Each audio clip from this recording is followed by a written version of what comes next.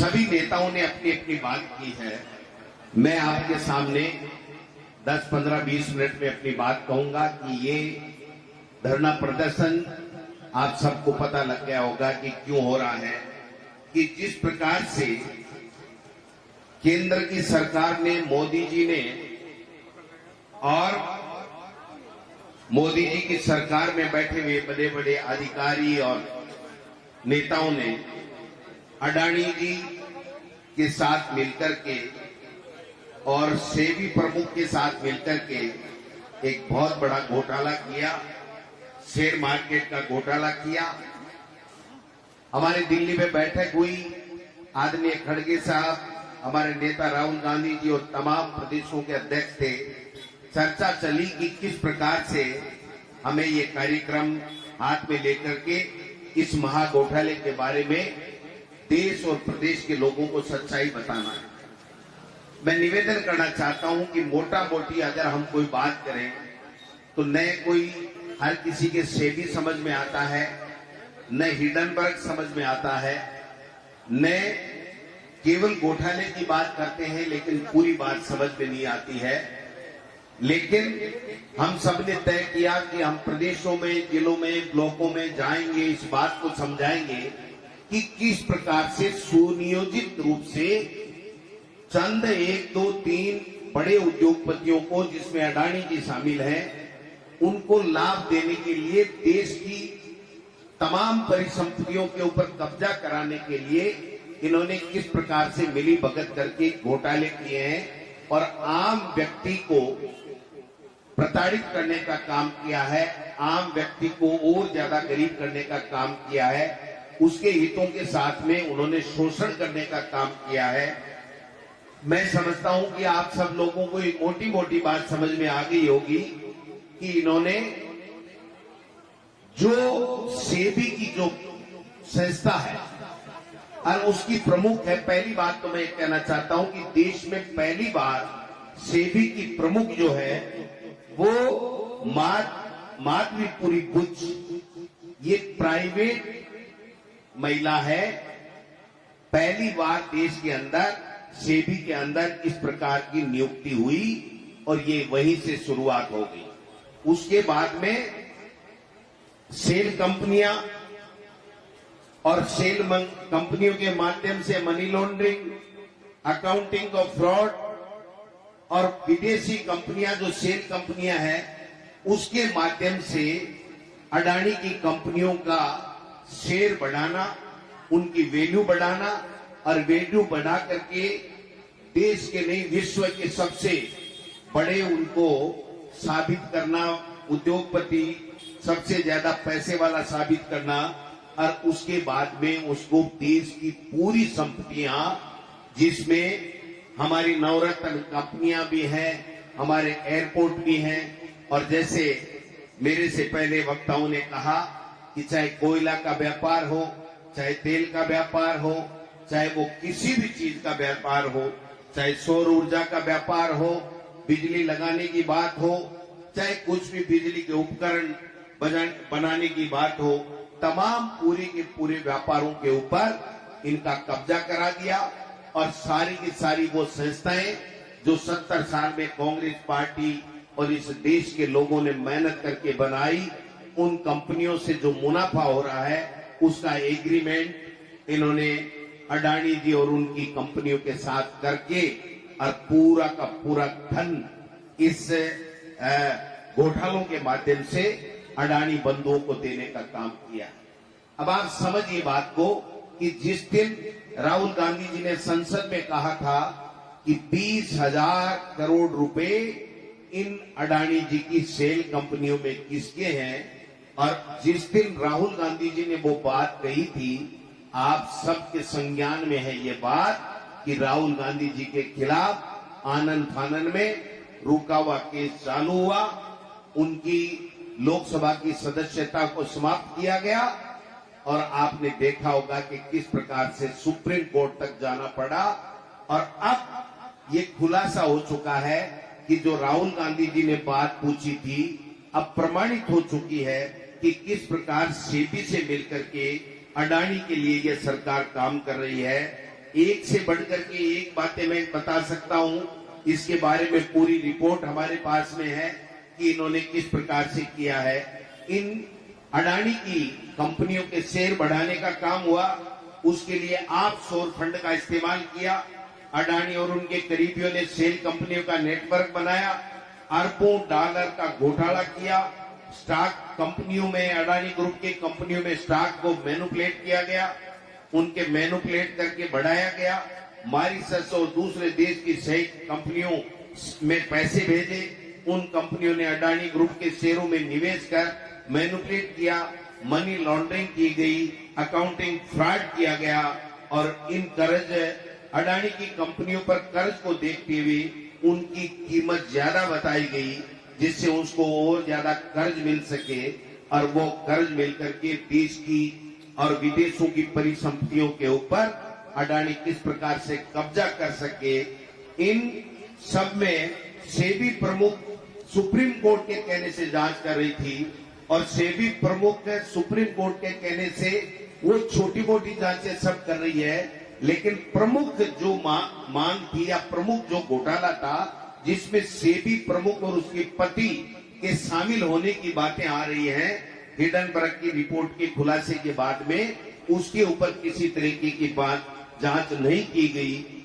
Supreme court के आदेश से जांच करने के बावजूद भी अगर कोई जांच नहीं करे और पार्लियामेंट से 150 व्यक्तियों को निकाल दिया, राज्यसभा और लोकसभा से, लेकिन अब की बार आपने जो कमाल किया और पूरे देश में संविधान बचाने के लिए आम नागरिक 36 कौमों के लोग निकले, प्रदेश में भी आपने शानदार प्रदर्शन किया, पूरे देश में इंडिया गठबंधन मजबूत हुआ और इंडिया गठबंधन मजबूत होने पे हमारे देश का शेर हमारा नेता राहुल गांधी जब नेता प्रतिपक्ष बना, उसके बाद से इनकी नींद हराम हो रही है। मोदी जी और अमित शाह जी और इनके लोगों की जो ये घोटाले पे घोटाले कर रहे थे, आपने देखा होगा राफेल में घोटाला हुआ, कुछ नहीं होने दिया, 3 काले कानून लाए, कुछ नहीं होने दिया, नोटबंदी की, बड़ा घोटाला किया, कुछ नहीं होने दिया और अब घोटाले से घोटाले करने लग गए। इन्होंने सोचा कि जब राफेल से बच गए, जब नोटबंदी के घोटाले से बच गए, 3 कृषि कानूनों का जो घोटाला लेकर के आए थे उससे हम बच गए, तो अब हम इस सेबी वाले घोटाले से भी बच जाएंगे। लेकिन उनको पता नहीं है कि वो शेर अब लोकसभा के अंदर हमारे राहुल कसवा जी, मुरारी मीणा जी, भजन लाल जी और हमारे 11 इंडिया गठबंधन के लोग राहुल गांधी जी के नेतृत्व में राजस्थान से भी आवाज बुलंद करने का काम करते हैं और पूरे हिंदुस्तान में हमारे इंडिया गठबंधन के लोग उनको घेरने का काम करते हैं। मोदी जी एक दिन आए और एक दिन आकर के बोख ला करके भाषण दिया और दूसरे दिन जाके वो यही मोदी जी हैं जो ये कहता था लोकसभा के अंदर कि एक अकेला सब पे भारी। वही मोदी जी कह रहे हैं मेरा गला पकड़ लिया, रोने जैसी शक्ल बना ली, मेरे देश के प्रधानमंत्री जी का गला घोंट लिया। अरे देश के प्रधानमंत्री जी का कोई गला नहीं घोंट रहा है, आप लोगों की मिली भगत से जो घोटाले हो रहे हैं ना, उन घोटालों का उठाने का हम लोग काम कर रहे हैं।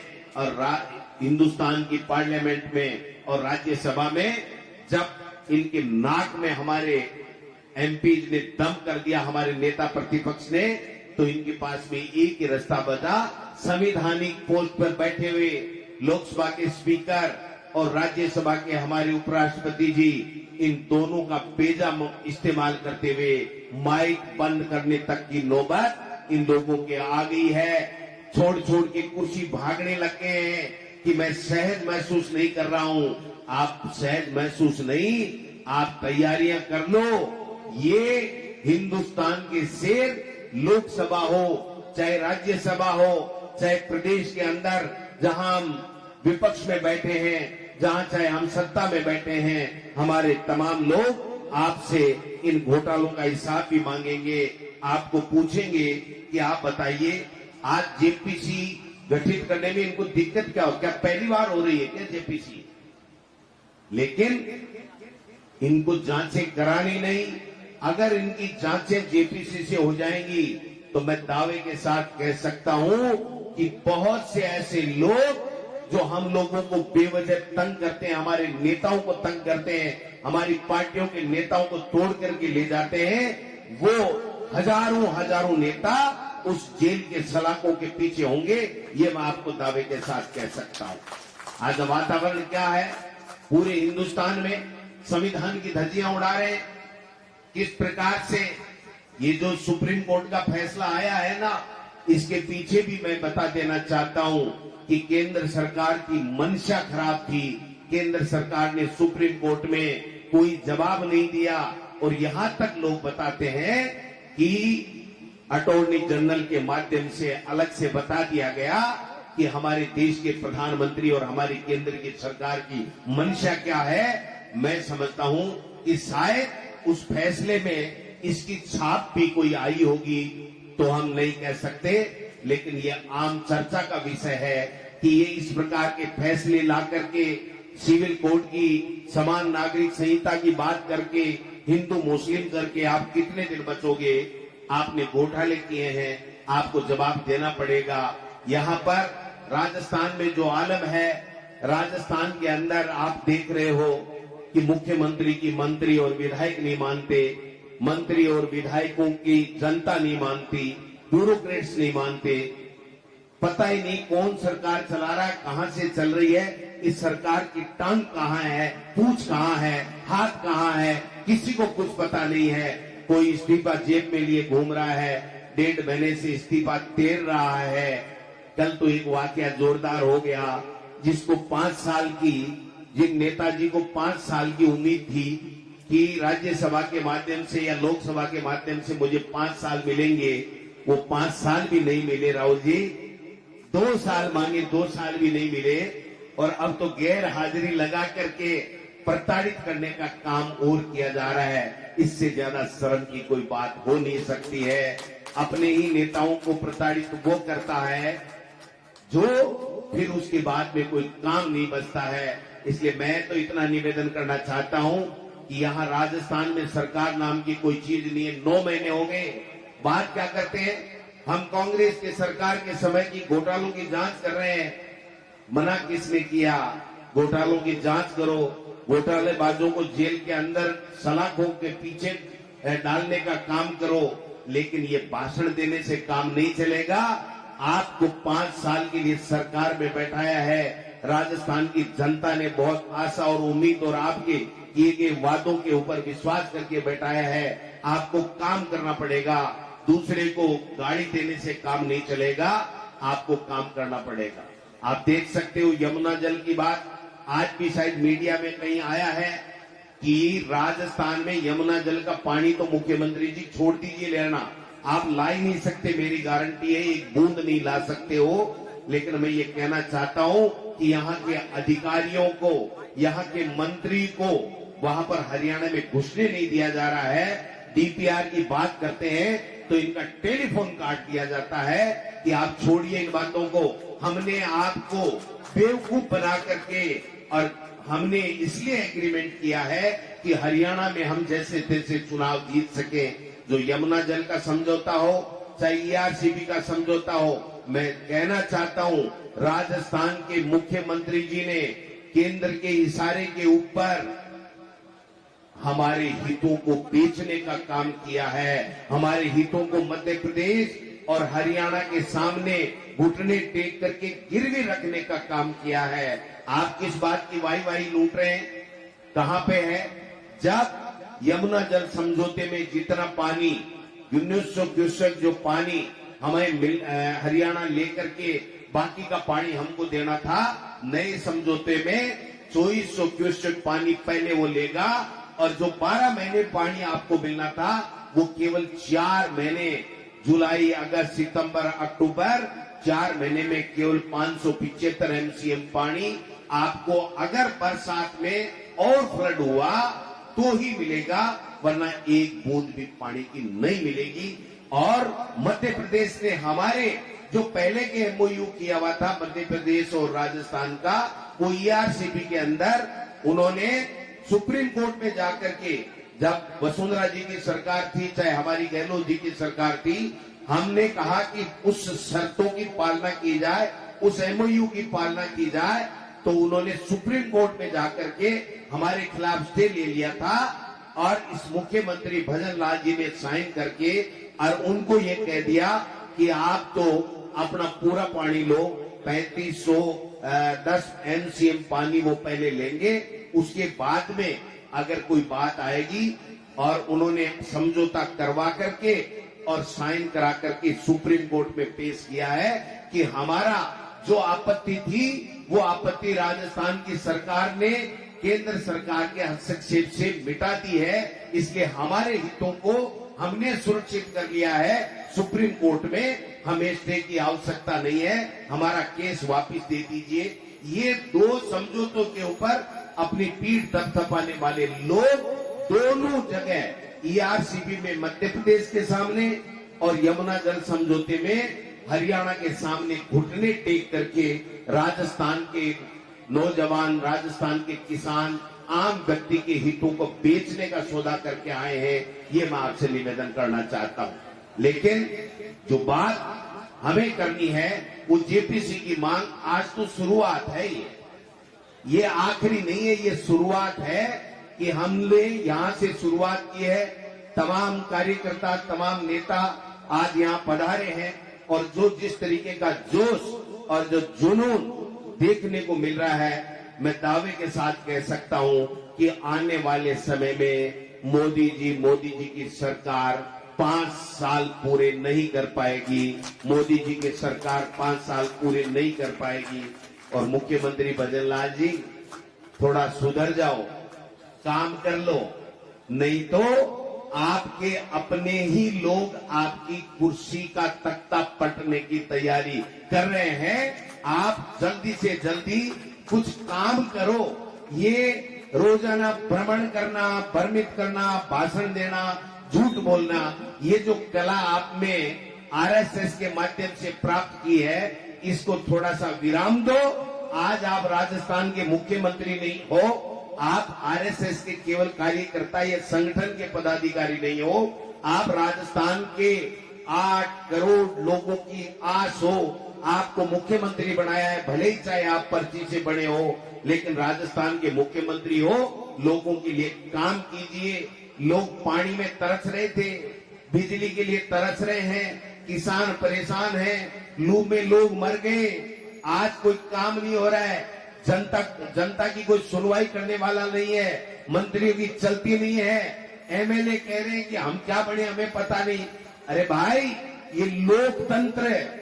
ये जो महात्मा गांधी जी ने हमें देश की आजादी दिलाई और महान नेताओं ने, महापुरुषों ने, जो स्वतंत्रता सेनानियों ने अपने प्राण न्योछावर करके जो ये आजादी और लोकतंत्र देश का जो विश्व का सबसे मजबूत है ये लिया था, इस लोकतंत्र को खतरा होने लग गया है। आप देखिए, आज राजस्थान के अंदर कोई भी मंत्री, कोई भी एमएलए, चुना हुआ जनप्रतिनिधि बीजेपी का ये नहीं कह सकता कि ये वाजिब काम है, मैं तेरा करवा दूंगा।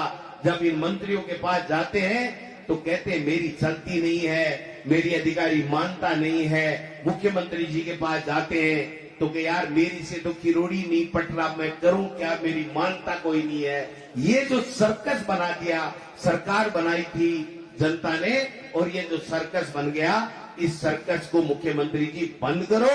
और हम कहना चाहते हैं कि ये शुरुआत है, ये अंगड़ाई ली है खड़गे साहब और राहुल गांधी जी के नेतृत्व में। पूरी कांग्रेस पार्टी के तमाम कार्यकर्ता, तमाम नेता, हम सब मिलकर के ईंट से ईंट बजाएंगे, अलग जगाएंगे, गांव गांव जाएंगे, वार्डों में जाएंगे, मोहल्लों में जाएंगे, गांव में जाएंगे, जनता को बताएंगे कि ये महा घोटालेबाज लोग हैं और पूरी की पूरी संपदा ये अडानी और अंबानी जैसे बड़े उद्योगपतियों को लुटाने का काम कर रहे हैं।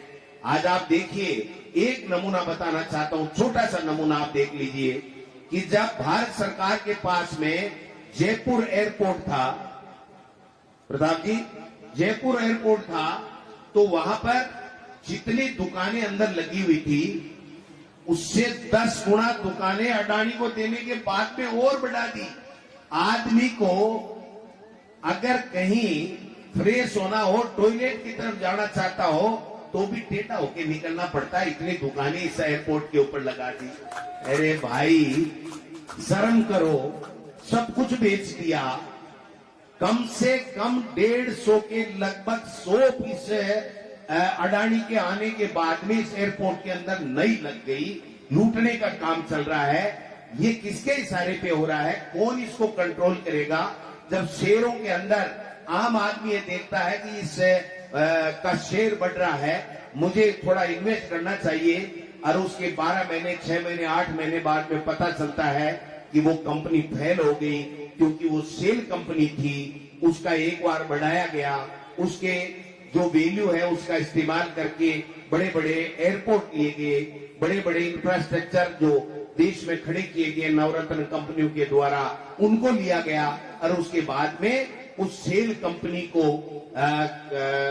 दिवालिया घोषित कर दी गई। और दिवालिया घोषित करने के बाद में उसका पूरा का पूरा बैंकों से जो कर्जा लिया गया था, वो कर्जा माफ करा लिया गया। और जो आम आदमी उस कंपनी में शेयर खरीद करके अपना पैसा इन्वेस्ट करके अपनी बेटी की शादी करना चाहता था, अपना नया मकान बनाना चाहता था, 2 रुपए बढ़ने के बाद में वो लूटा हुआ है। न बेटी की शादी कर पा रहा है, न मकान कर पा रहा है। आज जो स्थितियां बनी हुई हैं देश और प्रदेश में, घोटाले से घोटाले कर रहे हैं। अभी कह रहे थे कुछ दिन पहले तक देश के बीजेपी के नेता, एक घोटाला नहीं पकड़ा गया, एक घोटाला नहीं पकड़ा गया। अरे एक हो तो पकड़ दें, आपने तो हजारों घोटाले कर लिए, कितने पकड़े? आप तो इतने बेशर्म लोग हो कि उसको मानते ही नहीं हो, कोई जांच ही नहीं कराते हो, और जहां जांच कराते हो और जिसको जांच सौंपी गई उसी में आपकी हिस्सेदारी है। सेबी के प्रमुख और उसके पति की उन कंपनियों में हिस्सेदारी है, तो फिर जांच करेगा कौन? तो ये सब चीजें हमको देखनी पड़ेगी।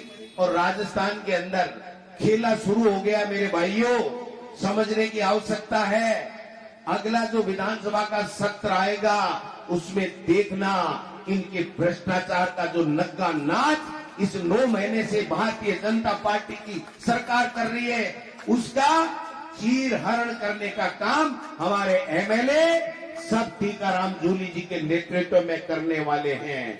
यहाँ पर पूरे गुजरात के लोग, चाहे वो कोई ठेका हो, चाहे वो माइनिंग हो, चाहे कोई और कोई हो, सारे के सारे गुजरात के लोगों की कंपनियां जो भारत सरकार में बैठे हुए, केंद्र की सत्ता में बैठे हुए बड़े लोगों के नजदीक हैं, उनको देने का काम कर रहे हैं। मुख्यमंत्री जी के पास कोई जाता है कि मुख्यमंत्री जी एक काम कर दो, तो मुख्यमंत्री जी क्या कहते हैं पता आपको? वो कहते हैं कि भाई आप सीएस से मिल लो। तो लोग कहते हैं मुख्यमंत्री तो आप हो, कि मेरे हाथ में कुछ नहीं है, मेरा काम तो ये मुरली वाला करता है। एक मुरली वाले की फोटो हमारे भगवान की लगा रखी है। अरे भाई ये फोटो ही काम कर देती है, मूर्तियां ही काम कर देती, तो फिर आदमी दूसरा काम आदमी क्यों करता? आप बताइए, सरकारी क्यों बनाता?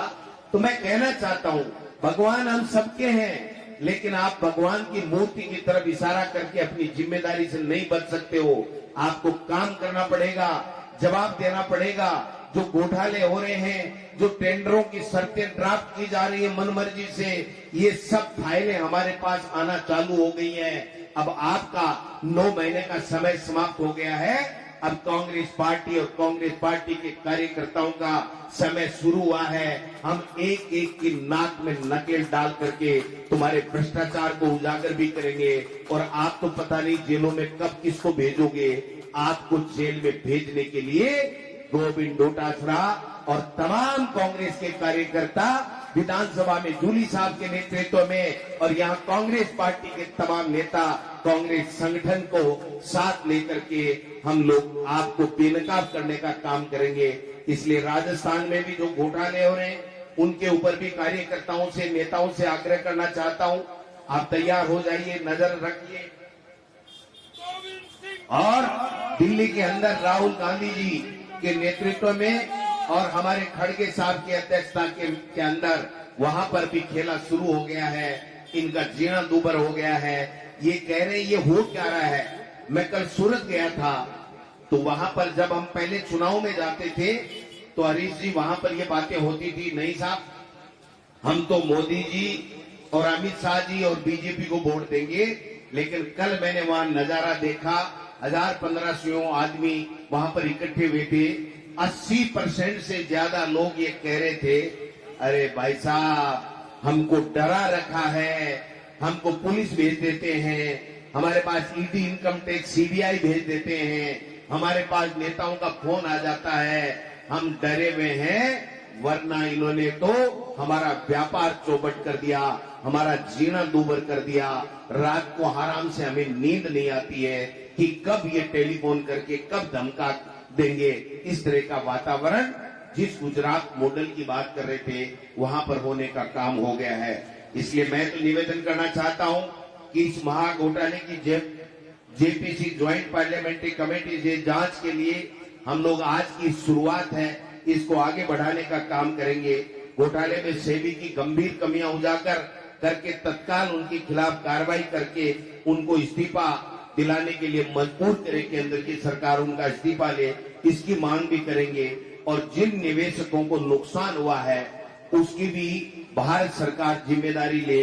और सुप्रीम कोर्ट से भी हमारा आग्रह रहेगा कि स्वतः संज्ञान लेकर के आपके आदेश पे ये जांच हुई थी और वो जांच सही नहीं हुई, इसलिए उसके ऊपर भी इनके ऊपर काम करने का काम करेंगे।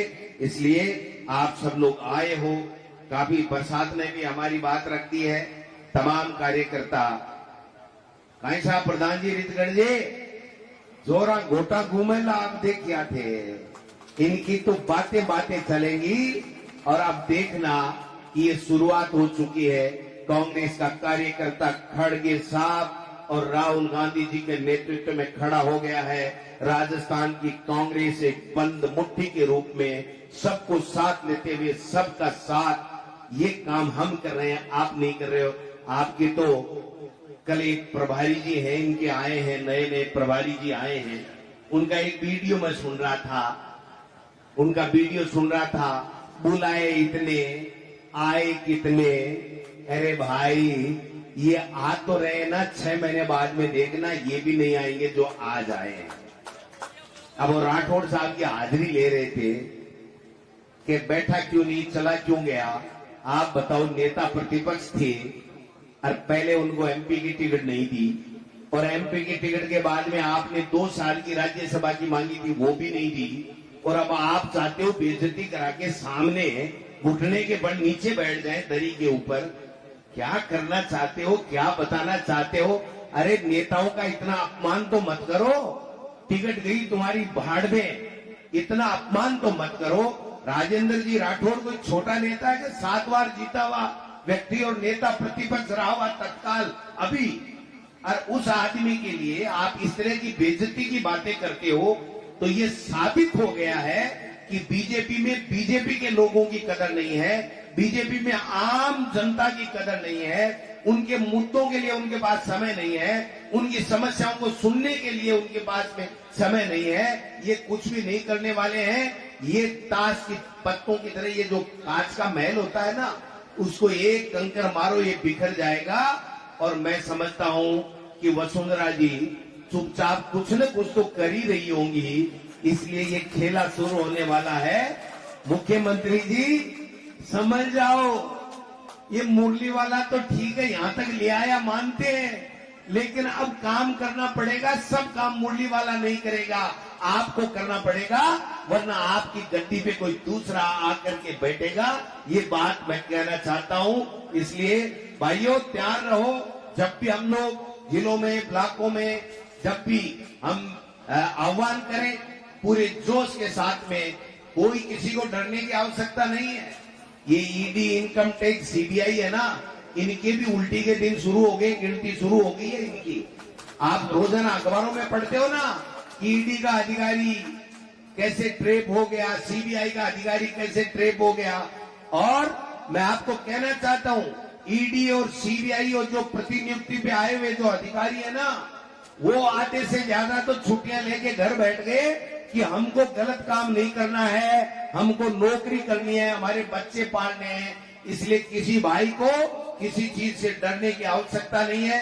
इनमें दम नहीं है, इनमें दम नहीं है कि हमारे गरिबान तक ये हाथ डाल ले, कांग्रेस के दरे किसी भी कार्यकर्ता को प्रताड़ित कर दे। मैं गोविंद डोटासरा आपको वचन देता हूं, आपको पूरा विश्वास दिलाना चाहता हूं कि ये जो हमारे नेता बैठे हैं, चाहे आज यहाँ है या नहीं है, कांग्रेस का हर नेता कार्यकर्ता उन तमाम कार्यकर्ताओं के जिनके ऊपर भारतीय जनता पार्टी जुल्म कर रही है, उस जुल्म को नहीं होने देंगे। उनको छट्टी का दूध याद दिलाने का काम हम लोग कर देंगे, ये निश्चित रहेगा। आज आप आए हो, तमाम नेताओं के मैं नाम नहीं ले सका, चाहे मंच पे हैं, बाहर बैठे हैं, कई लोगों के नाम रह गए हैं, मैं माफी चाहता हूं। लेकिन आज देख लेना, हमने हाजिरी नहीं भरी, हमने हाजिरी नहीं भरी बीजेपी की तरह, लेकिन सारे के सारे नेता जिनसे संपर्क हुआ 100% अपनी मर्जी से आए हैं, कोई डंडा नहीं है, इनके डंडे से नहीं आ रहे और हमारे मर्जी से आ रहे हैं। इसका मतलब जेपीसी की जांच भी होगी, घोटालेबाज जेल भी जाएंगे, सेबी प्रमुख का इस्तीफा भी होगा और 5 साल पहले लोकसभा का दोबारा चुनाव भी होगा। धन्यवाद। जय हिंद, जय भारत।